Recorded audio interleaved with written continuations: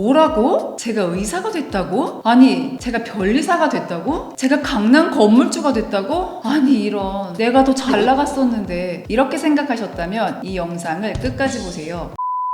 안녕하세요. 둥이 변리사 둥변입니다. 성공을 꿈꾸고 부자를 꿈꾸며 달리는 사람들이 참 많죠. 다른 사람이 하면 쉬워 보이는데 내가 막상 성공 가도를 달리려 하니 이것저것 걸림돌들이 많다는 생각도 듭니다. 성공하기 위해서는 사소한 습관도 바꿔야 하고 잠재의식도 성공 모드로 세팅해야 하고 바꿔야 할 게 한두 개가 아니죠. 그런데 그거 아세요? 성공하기 전 부자가 되기 전에는 성격이 변한다는 것을요.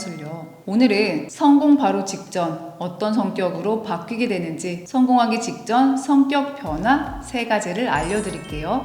1. 묵묵히 그리고 꾸준히 나아간다. 펜실베니아 심리학과 교수 앤젤라 더크워스는 성공하는 사람들의 공통적인 특성으로 그릿을 언급했는데요. 그릿은 열정과 집념이 있는 끈기를 뜻해요. 한 번에 한 걸음씩 계속 꾸준히 나아가는 것인데요. 자신의 목표를 위해서 꾸준히 나아가야 합니다. 여기서 중요한 것은 바로 꾸준하게입니다. 성공하기 직전, 부자가 되기 직전에는 묵묵히 그리고 꾸준히 나아가는 성격으로 반드시 변합니다.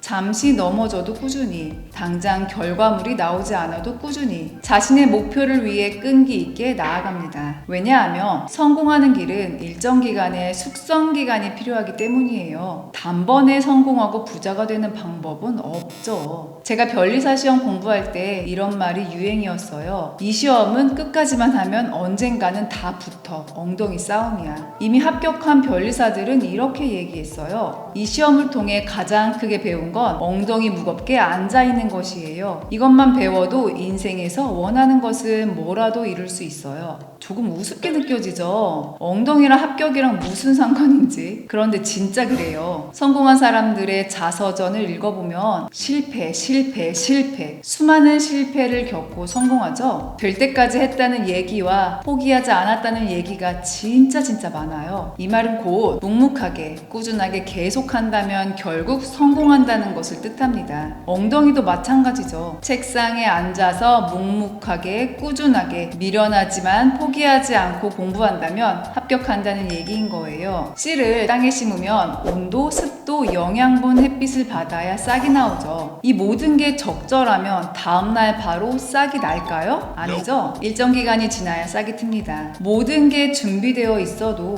일정 기간, 즉 시간이 지나야 싹이 나오는데요. 방향 설정과 방법이 맞아도 결과물을 나타내기 위해서는 일정 기간이 지나야 합니다. 하지만 우리는 많이 성급하죠. 꼭 대한민국인이라서 그런 건 아니지만 목표를 향해 나아가는 길에 꼭 이런 질문을 해요. 왜 나는 아직 포텐이 안 터질까? 언제까지 해야 할까? 이렇게 하는 게 맞을까? 이런 물음은 조급함 때문에 생깁니다. 조급함은 성공을 향해서 한 걸음씩 나아갈 때 아주 큰 장애물로 작용해요. 조급한 마음은 임계점을 코앞에 두고 포기하게 만듭니다. 정말 조금만 더 하면 결과가 나오는데 그 조금을 참지 못하고 포기하는 경우를 정말 많이 봤습니다. 저도 사람이기 때문에 조급한 마음 당연히 듭니다. 그럴 때마다 모죽 이야기를 계속 되새기는데요. 중국 남쪽 지방에 모죽이라는 대나무가 있어요. 모죽은 4년 동안 고작 3cm 밖에 자라지 않아요. 마치 성장을 안 하는 것처럼 나무가 죽은 것처럼 보이죠. 하지만 모죽의 반전 매력은 지금부터예요. 5년째부터는 매일 30cm씩 자라 불과 8주 만에 20m까지 폭풍 성장을 한다는 것이에요. 이렇게 폭풍 성장할 수 있는 모죽은 왜 4년 동안 겉으로 아무런 변화가 없었을까요? 그 이유는 뿌리에 있는데요. 모죽의 뿌리를 파보았더니 뿌리가 무성하게 뻗어 있어 수백 제곱미터에 달했습니다. 모죽은 4년 동안 겉으로 보이는 모습은 크지 않았지만 뿌리 성장, 즉 내실을 다져왔던 거죠. 사람이 성공하는 길도 모죽의 성장과 똑같아요. 목표를 향해 꾸준히 그리고 묵묵히 나아가면 언젠가는 기필코 임계점을 넘어서게 돼요. 임계점만 넘어서면 폭발적으로 성장하고 도약하게 되죠. 조급한 마음을 가질 이유가 하나도 없어요. 성공을 위해서 방향을 정하는 것은 우리 스스로 할 수 있지 있지만 속도는 우리가 스스로 조절할 수가 없어요. 어떤 사람은 자신이 선택한 사업 아이템이나 재테크가 시기가 잘 맞아서 조금 더 빨리 성공과 부자의 타이밍을 잡을 수도 있어요. 하지만 어떤 사람은 여러 가지 요인으로 성공과 부자의 타이밍이 다른 사람에 비해 조금 늦게 찾아올 수 있죠.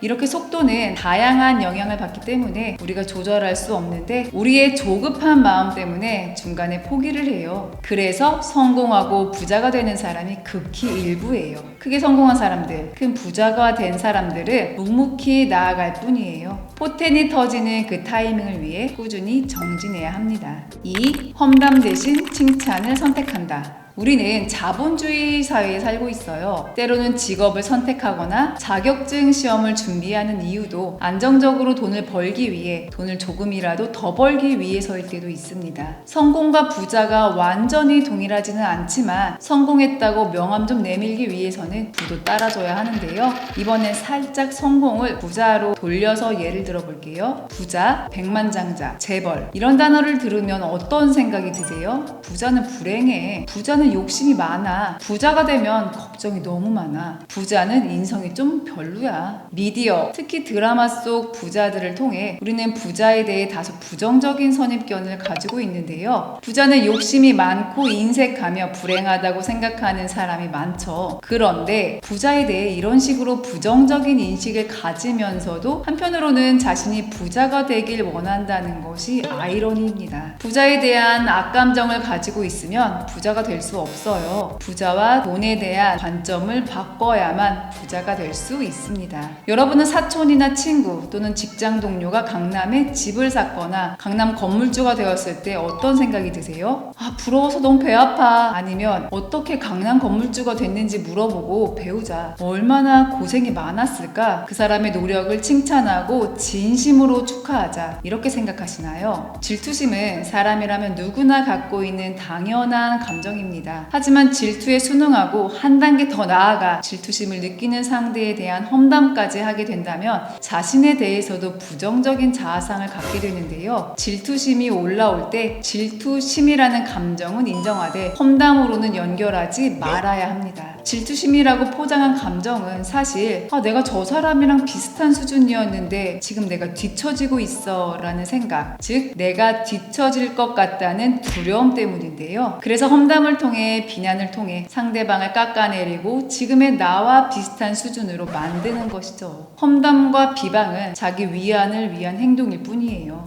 누군가를 비난하고 험담하면 그 사람에게 무언가를 배울 마음이 생기지 않죠. 그래서 항상 비난하고 험담하는 사람은 아무것도 배우지 못해요. 결국 질투심 때문에 상대방을 깎아내리는 것, 상대방에 대한 비난과 험담은 자신에게 전혀 도움이 되지 않습니다. 오히려 나를 깎아내릴 뿐이에요. 성공하기 직전, 부자가 되기 직전에는 다른 성공과 부를 비난하지 않고 축하하는 성격으로 변합니다. 다른 사람의 성공을 칭찬하고 축하해 줌으로써 나도 할 수 있다는 자신감을 스스로 불러일으키는 거죠. 의식적으로 질투를 느낀 상대방을 축복하고 칭찬하는 노력을 해야 합니다. 이렇게 다른 사람의 좋은 점을 찾으며 내가 부족한 점을 깨닫게 되고 자연스럽게 나의 부족한 점을 개선할 수 있는 기회를 갖게 됩니다. 결국 칭찬과 진정한 축하를 통해 스스로 더 많이 개선되고 성장할 수 있는 거죠.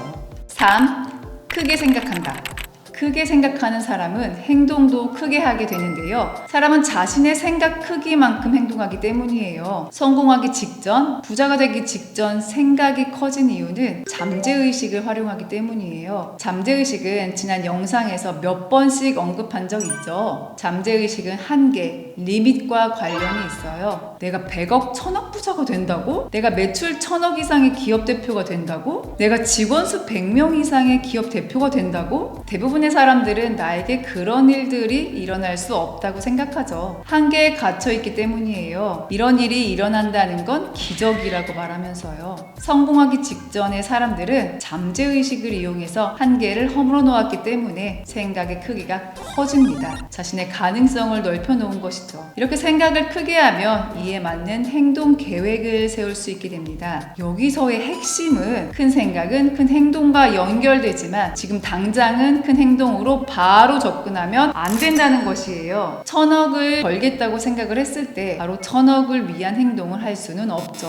지금 당장 내가 할 수 있는 작은 일을 해서 작은 성공, 작은 성취감을 맛보는 것이 토대가 되어야 합니다. 이런 성공 경험을 바탕으로 점점 큰 일에 도전하고 결국 큰 성공을 쟁취하죠. 생각이 커졌다고 바로 행동을 크게 하면 금방 지칩니다. 성공하기 직전에는 큰 생각을 위해 지금 당장 할 수 있는 작은 행동을 무한대로 반복 그리고 반복해야 해요. 카카오 키즈 전 야나두의 대표 김민철 대표님도 작은 성공을 강조했어요. 처음부터 1000억 원을 바로 만들 계획을 세울 수는 없다. 현재 시점에서는 1000억 원을 만들 자원, 경험, 역량, 정보, 네트워크 등이 턱없이 부족하기 때문이다. 일단 1억 원을 만들 계획과 그만큼의 자원, 경험, 역량, 정보, 네트워크가 있으면 된다. 여러분, 크게 생각하면 결국 크게 이룹니다. 이건 자연 법칙 같은 진리죠. 크게 이루기 위해서 큰 행동을 잘게 나누고 또 잘게 나눠서 오늘 당장 할 수 있는 행동부터 시작하세요. 눈사람을 만들 때를 생각해보세요. 단번에 눈사람을 완성할 수 없죠. 주먹만한 눈덩이를 계속해서 굴리고 뭉치다 보면 어느새 산더미처럼 눈덩이가 커지는데요. 이것처럼 작은 행동과 거기서 오는 성취감은 결국 거대한 눈덩이, 성공과 부로 연결됩니다. 여러분 어떠세요? 외부 환경에 관계없이 꾸준히 묵묵히 자신의 목표를 향해서 오늘도 나아가며 이미 성공 지점에 있는 상대방을 진심으로 축하하고 그들에게 배울 점을 찾고 편협한 생각에서 벗어나 큰 생각을 통해 자신의 가능성을 넓혀가는 것, 이 세 가지만으로도 성공이 가까이 왔는지 가늠해 볼 수 있습니다.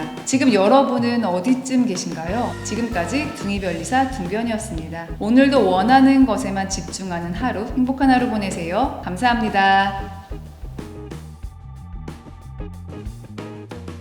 묵묵하게 이게 뭐야? 정말 조금만 더. 아, 여기 손가락도 이상하게 나다.